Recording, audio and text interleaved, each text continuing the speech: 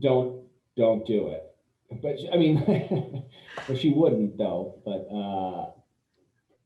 yeah, I actually the thing that I she watches the show. I think like everyone watches the show, and she gets emotional, which is what makes the show good. Like if you don't hate the villain, then they're not a good villain. And if you don't love the heartthrob, then they're not a good heartthrob. You know, like you're supposed to feel a certain way about things, and I love that she feels that way about the show. And it's always funny when I inevitably introduce her to people of whom she didn't care for when she watched on the show, and she's like, I don't want to meet them because I don't like, and I'm like, just give them a chance. And the thing that I have to remind her, I have to remind everyone out there, no one's ever as bad as they look like on the TV, and no one's ever as good as they look on the TV. They're somewhere in the middle there.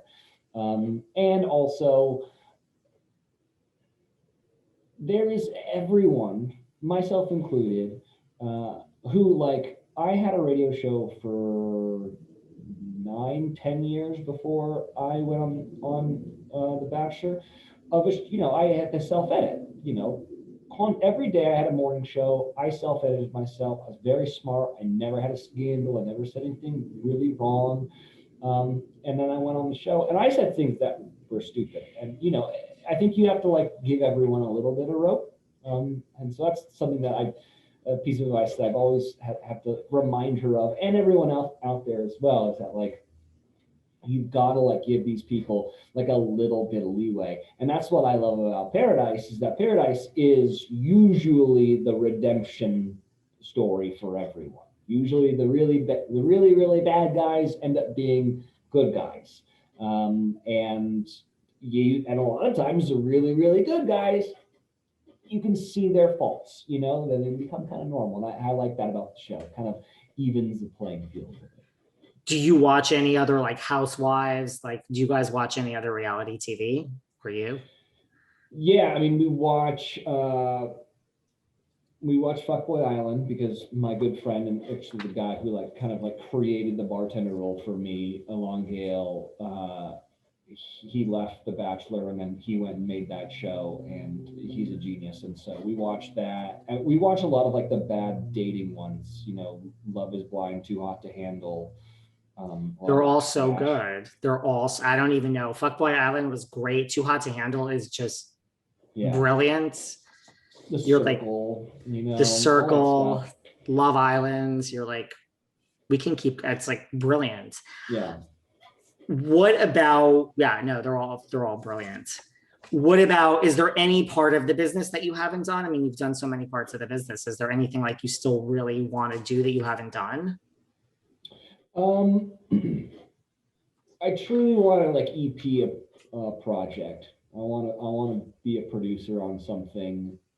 Um, I would like to do that. But I would still want to be.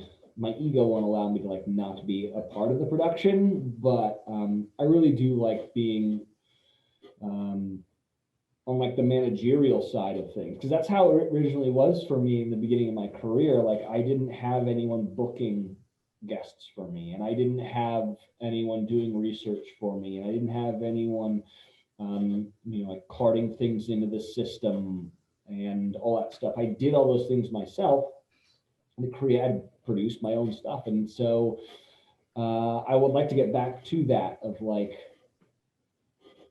I really enjoyed the being in charge role of my previous life, of which I do not have any control in this new one, which is tough. I get it. It probably helps you do what you do now, though. I mean, people don't realize sometimes all the control or lack of control you have depending upon where you are in your career. Oh yeah, for my podcast, like no one can edit me. Like I Right. edit me, and it's really funny. There's been a couple episodes where like I've been too busy or something, and we've had to like let our production company or the podcast company edit, and I'll be like, no, no sir. Like I don't know Right. what you think you're doing, but yeah. So Yeah, there's a weird bit of control that I still have over like all of my intellectual material. I find that, and I find preparing. Like I can't have anyone prepare for me. It's like Oh yeah. mentally I need to go through it. Like, okay, who is coming on? Okay, I need to like think of my own story, and I like the producing part of it. Yeah. Well, you just filmed Best in Dough. Talk to us Yeah. about that. It's coming out this year.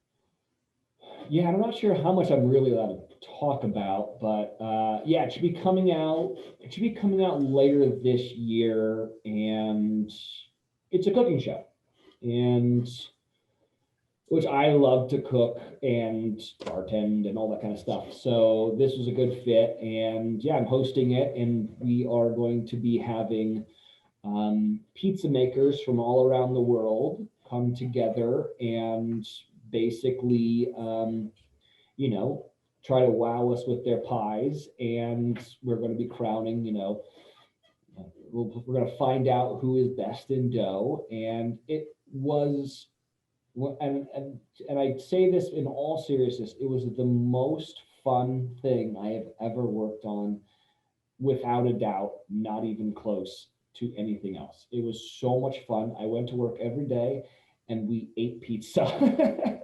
It was a pizza party every single day. It was awesome. Everyone that I worked with was so happy to be there. Listen, how could you be mad when you're eating pizza every day? I did gain a couple pounds, but you know what? Anything for the work, baby. That's Hollywood. But You're so yeah, committed. someone's got to do it.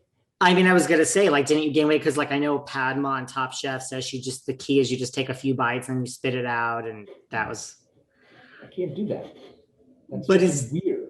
Is this true that? Because I mean, to me, pizza is. You could have 3 cakes in front of me, and I could say no, thank you. But I can eat like a whole pizza. Like pizza is my thing. Is it true that you don't love pizza or you didn't before the show? Is that true that I read somewhere? Because I'm like, I think if that's the case, you're literally on an island, possibly by yourself. I've never heard this before.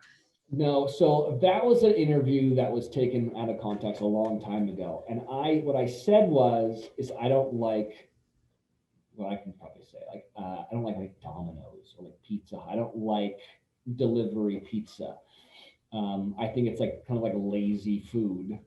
It's great drunk food, but I love like a wood fired, Yeah. thin crust pizza, like a good margarita with like clumps of good mozz and basil and stuff. But like that doughy, like greasy pizza, that to me is gross. You take that how you want, but like I love pizza.